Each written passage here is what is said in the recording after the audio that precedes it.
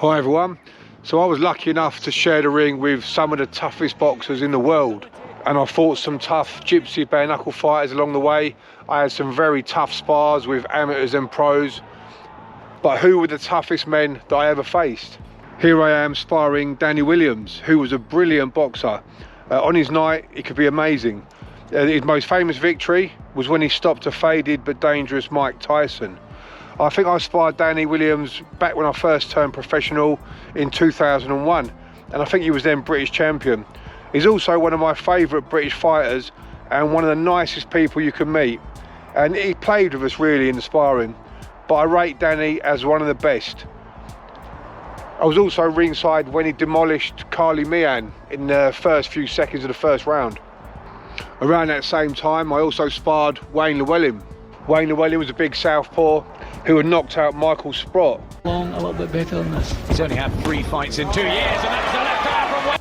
I feel like I held my own very well in the spars with Wayne, especially as I was 2 stone lighter and very inexperienced. We had some good spars in my early days as a professional. Big thanks to Ricky English, my trainer. I sparred Derek Chisora 3 or 4 times. We were both on around 7 fights, I think we both had. And I handled Derek fairly easily as far as I was concerned. And I don't think he liked my aggressive come forward style too much back then. He wasn't really a fully formed heavyweight back then. But yeah, he didn't like it too much. And he actually went on the floor in the first round in one of the spars and got up and went home.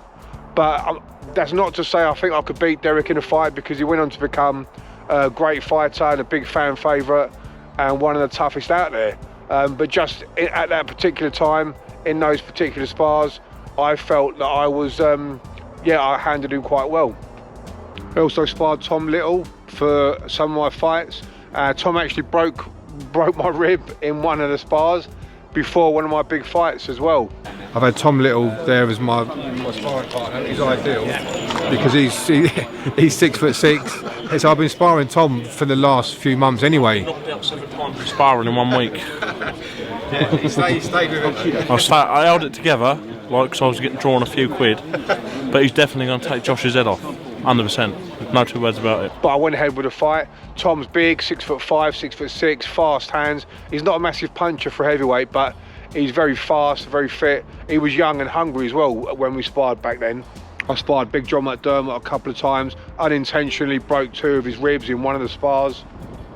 That was a week before John was going to fight Danny Williams for the British and Commonwealth title, I think.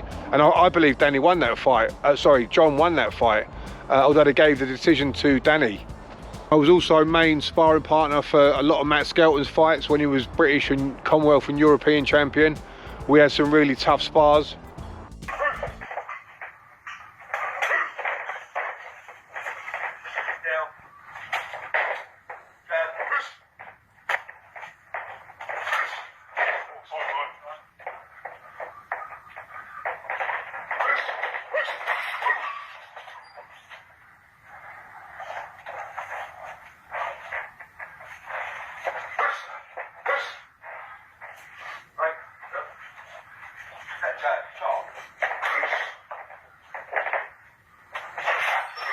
Holding back in the spars, Matt was rough and tough, and I wasn't one to go easy as well. So when I was up against the top heavyweights, I wouldn't really hold back, because it was almost like a fight when you're going up against them lads. I sparred Roman Greenberg and Michael Sprott. Both were good, tough spars. But the toughest men I sparred were Tyson Fury and actually Sam Sexton. Tyson Fury, I was very unfit. I've been out of the gym for a couple of years. He'd challenge all the British heavyweights on Facebook that you're all pussies and you won't spar me or fight me. So I said to him, I'll come and spar you. And I went up there the following day on the train just by myself to Manchester. Tyson picked me up with his brother Shane and drove me to the caravan site. And we got in the ring, it's just us 3. Got in the ring, I got in, warmed up, done a round, Shane got in, did a round, and we did it like that. So Tyson got 8 rounds. I landed about 1 punch because he was that good. But I said to everyone then, he will be world champion. This is probably when he was around the British level, I think, probably British title level. But I said to everyone, he will be world champion, because I could see how good he was, which is also probably part of the reason why I wanted to go and spar him when I wasn't fit. I just wanted to get in there and have a go with him. So that was an interesting one. Sam Sexton, I sparred him again, and I wasn't fit. I sparred Sam, and I couldn't really land a punch on him. I wasn't very sharp. I was very ring rusty. So yeah, but Sam was very good and very sharp. I did actually spar Tyson Fury again. This time Peter Fury was there. I'd gone up there for the prize fight. I was going to fight in prize fighter against James Toney. So I was sparring Hughie Fury and Eli Frankham. I'd done quite a few rounds with them. And then just out of the blue, Tyson got in the ring, jumped in the ring. I'd done quite a few rounds already. I thought, oh no. And Tyson jumped in. This was a few years after the first spar. And he just played with me for a round, like running circles around me. And I couldn't even see him half the time. And I just burst out laughing at one point. I looked out at Peter Fury and my manager Mervyn and just burst out laughing. But yeah, it was good to share the ring with him as well, just to see what that next level is. Joe Smythe was another tough one I sparred, even though he was only 13 stone, but he was very fast, hard to hit. Sometimes the lighter fighters are the awkward ones, because I'm 18 stone and I'm a bit slower than them, so you can't really catch them. And he cut me actually, Joe Smythe cut me in the spar. But yeah, and he's a good puncher, so when they're fast, light and got a good punch, they're tricky. But yeah, that was another good one. So as an amateur, I fought and beat a lot of the top 10 amateurs in the country at super heavyweight. I only ever lost to the double ABA champion, who was called Matthew Granger. He beat me in both ABA finals by 1 point and 2 points. He was actually the only man to ever beat me. Good fighter, Matthew, gave me definitely some of my toughest fights. But a man who beat Matthew Granger was Big Paul Joyce. And Big Paul Joyce, many of you know from the Bare Knuckle Fighting and the film Knuckle, Big Paul Joyce beat Matthew Granger. So he beat, not in a title fight, so he never got the title, but he beat him in a club show.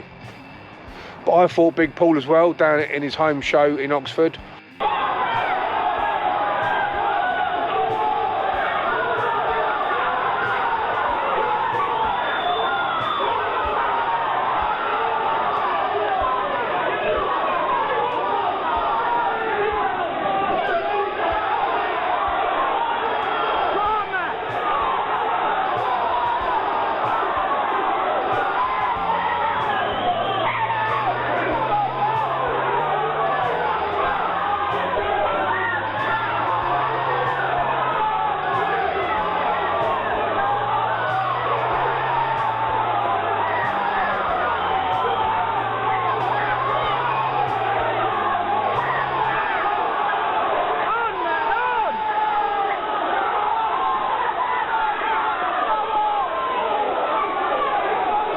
Very tough fight, one of my toughest fights. I got a decision, which I was over the moon about, and then me and Paul became friends, and we would travel about and occasionally spar with top pros, you know, like Michael Spott or Matt Skelton, and Paul would come along as well.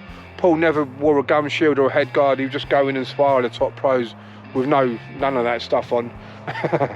But yeah, Paul, very tough fighter, very big, 6'5", 24 stone, whatever he was then. But yeah, very tough fight that was.